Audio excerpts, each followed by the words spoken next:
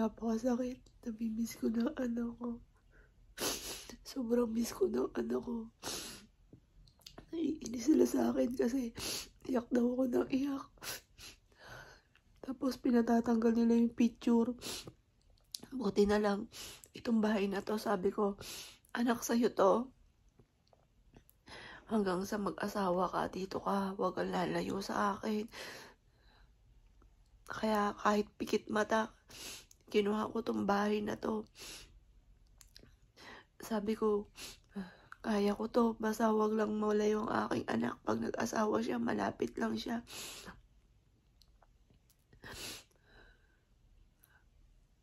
Miss na miss ko na yung aking anak.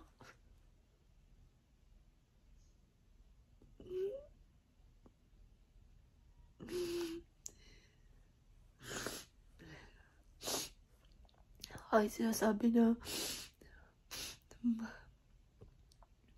kaya daw po tumaas yung sugar ko, gawa ng iniisip ko lagi anak ko.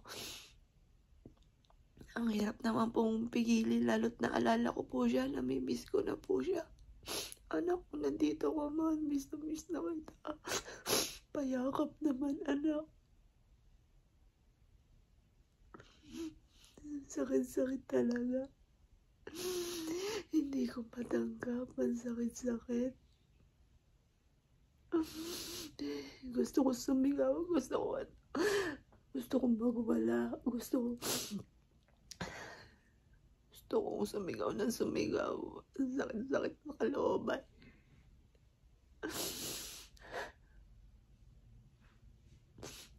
Sana nananaginip lang ako. Hindi ito totoo.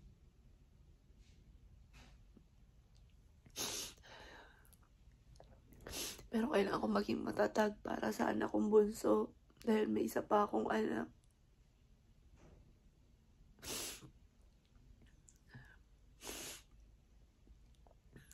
At nandiyan din yung mister ko. Nakakaawa naman sila. Minsan gusto kong humiga.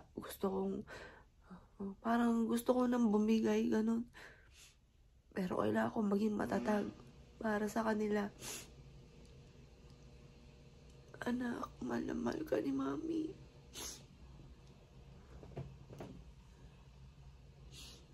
Mahal na mahal ka ni Mami.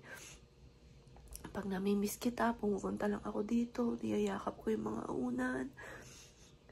Ito yung salamin niya. Pero hindi yun yung lagi niya ginagamit. Yung isang salamin niya, itinago ko dun sa taas. Meron siyang paboritong salamin. Tapos yun yung letter niya. Yan, dito ko lang siya nilagay. Para pag gusto ko siyang basahin, nabasa ko lang. Dito sa kwartong to, buti na lang nagkaroon siya ng sariling kwarto. Dito, lahat nandito yung mga picture niya. Magdadagdag pa nga ako. Gusto ko tadtadin ang picture po niya. Mahal ko po ang aking anak. Kung alam ko lang na ganun katindi, ora mismo talaga. Kahit parang flash na talagang dadaling siya doon. Napakabigat. Ayan. Kailangan ko lang po na i-release ko ano yung nasa kalooban ko. Iniiyak ko lang po siya. Siguro, lilipas din. Pero yung alaala, napaka-sweet po niyan. Mami, titimplahan kita ng kape.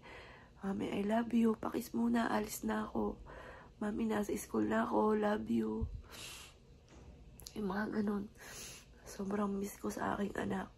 Kahit napapagalitan ko kasi bata pa naman po siya. Hindi siya malinis. Yung magulo po dito. Ako lagi naglilinis. Tapos yun, minsan siya yung naghahain. Mami, kain na. Yan, tapos minsan siya rin yung naghuhugas. Ako po yung magpapatay ng ilaw. At magbubukas po dito. Yan, para pumasok po yung liwanag. Kakamustahin ko lang po ang aking anak.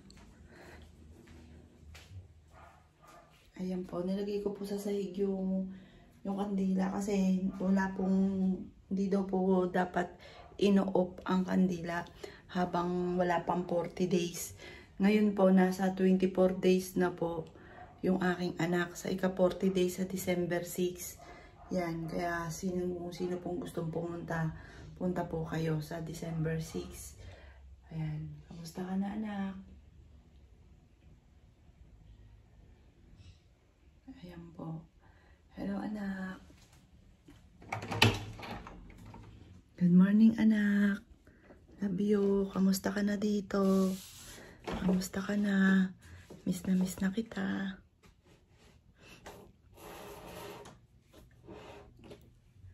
Yan. Miss na kita anak. Miss ko na ang anak ko.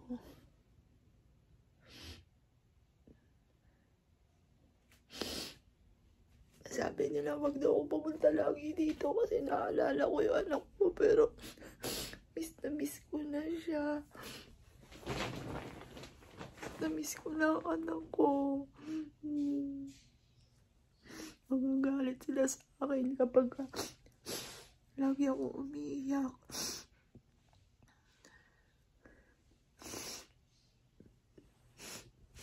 Wala talaga sa isipang umawala ang aking anak.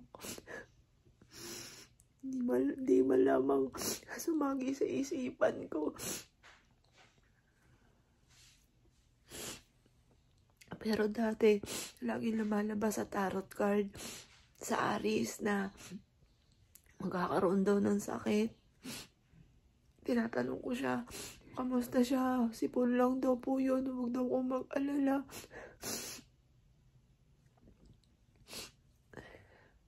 Miss ko na ang aking anak.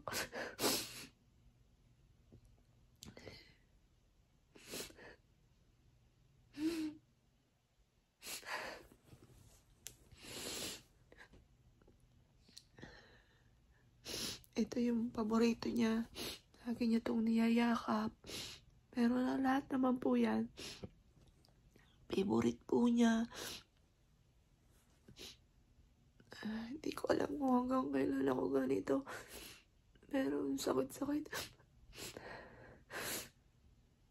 May araw na nakakalma ako. May araw na sobrang miss ko na siya.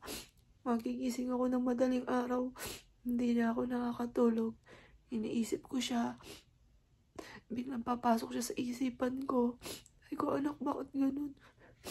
Bakit mo kami iniwan? Bakit ganun? Bakit ang aga naman? Sana nag-asawa ka na lang. Sana nabuntis ka na lang kahit di ka nakatapos. At least dumami tayo, hindi tayo nabawasan. Lumaki yung lugar natin, pero umunti naman tayo. Diba sabi ko, anak, dito ka. Dito ka hanggang gusto ko pag nag-asawa ka, nakikita lagi kita kasi baka may manakit sa'yo. Kagaya ng nakaraan mo.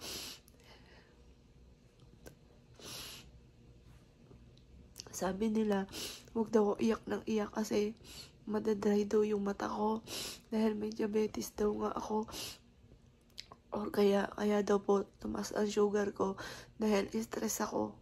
Ang hirap naman po nun. Okay sana kung ibang dahilan, hindi namatay ang anak ko, hindi nawala yung anak ko. Parang madali kasi sabihin, pero ang sakit. Lalo na pag namimiss ko na yung anak ko. Sabi nila, nakakaramdam daw po sila. Pero sa akin, isang beses lamang po siya nagparamdam. Tapos, isang beses ko lang din siya napanikinipan. Mas gusto ko nga po nagpaparamdam siya sa akin eh. Kahit sa akin na lang. Sabi nila, pag 40 days hindi na magpaparamdam kasi aakyat na sa langit. Parang nalungkot naman ako kasi gusto ko nagpaparamdam siya sa akin. Gusto ko nandiyan siya sa akin. Ang sakit. Napakasakit.